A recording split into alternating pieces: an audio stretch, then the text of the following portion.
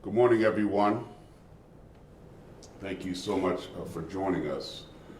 Today we want to share some important updates about the proposed general fund budget for fiscal year 2023. I'm joined this morning by City Administrator Faye Johnson, who you will hear from in a moment, as well as our City of West Palm Beach Chief Financial Officer, Bridget Souffrant.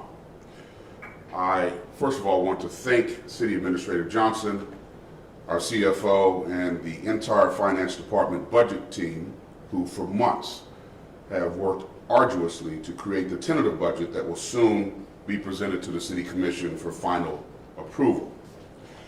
Before I turn it over to City Administrator Johnson, I want to share a few highlights that West Palm Beach residents, business owners, and other stakeholders can look forward to. The key takeaway from this tentative budget is that the millage rate will be reduced by 0.15 mils. This reduction is significant considering the last time the City of West Palm Beach saw a millage reduction was in 2008, over a decade ago. With this reduction, the city is foregoing about $2 million of the $16.3 million in tax revenue that was generated by an almost 18% increase in property taxes last year. Another key takeaway is the $25,000 senior homestead exemption. Eligible senior citizens will now be able to exempt from taxation another $25,000 from the value of their homes. There are a few other highlights I want to point out. This budget provides a historic 5% cost of living pay increase for all non-union employees. This budget includes the second year of funding of the historic 3-year contracts for public safety, which included significant market adjustments along with the 5% step pay. To illustrate that, the starting salaries for our police officers was moved from up to second place in the Palm Beach Broward market, up from 13th place. Similarly, the starting salaries for our firefighters placed them 9th in the Palm Beach Broward market, where they were formerly in 20th place. This budget restores several positions that were dissolved from the fiscal year 2021 pandemic-induced reduced budget, and it funds 41.75 new positions, increasing capacity in key operations. If approved, the budget would also provide increased funding for city fleet maintenance, as well as unprecedented funding for road paving and repairs. West Palm Beach's tentative fiscal year 2023 annual budget honors our commitment to residents, neighborhoods, and businesses. If approved, this budget would not only allow us to enhance the service we provide our residents, but it would also allow us to create additional employment opportunities right here in our community.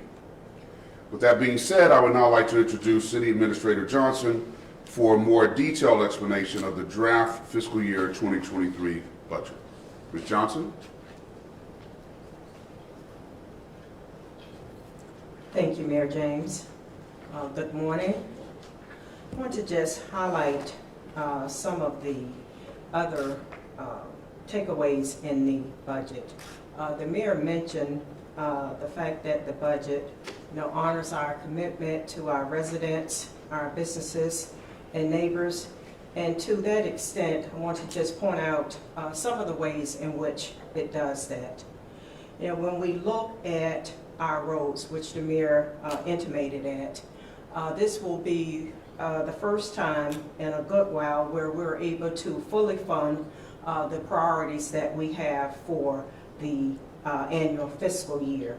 So we have not in the past provided funding out of our general fund budget for roadway paving. We have utilized sales tax funding and gas tax, but the general fund is in a position to complement those sources, and therein we'll be able to fully fund much needed road repairs and paving, which has been one of the challenges that we have heard from our residents. So we heard you and we are responding accordingly.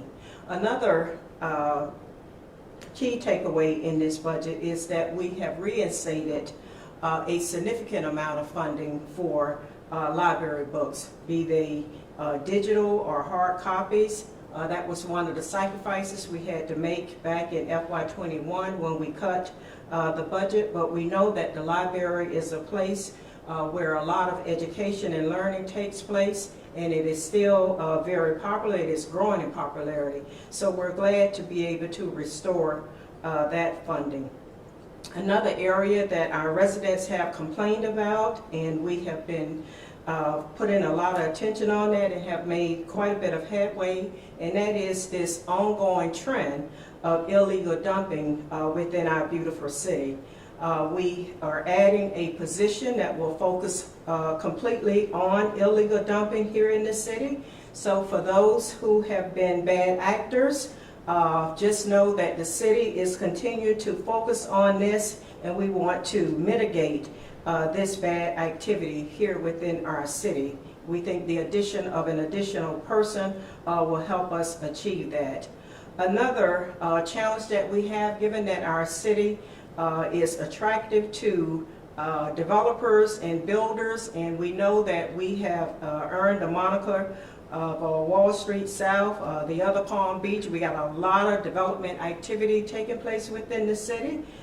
We are adding a complement of staff within the building division to be able to process those building permits in a very efficient manner. And then on the development side, we are adding staffing to planning division so that when the development applications continue to come in, we will be able to maintain the pace of which they are actually turned around. We continue to focus on our internal staffing.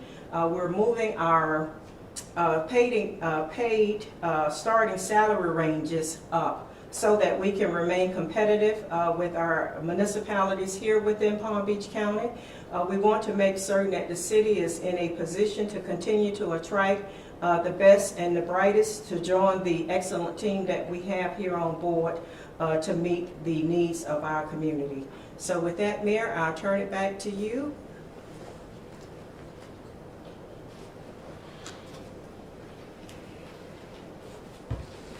Thank you, Ms. Johnson, for those additional highlights. And with that, I'll open up to any questions that you may have. What about the housing? Is there anything being done about housing in the mission building?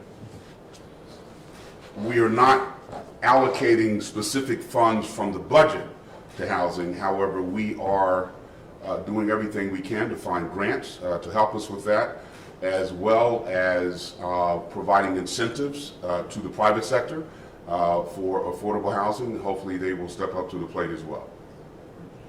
Yes.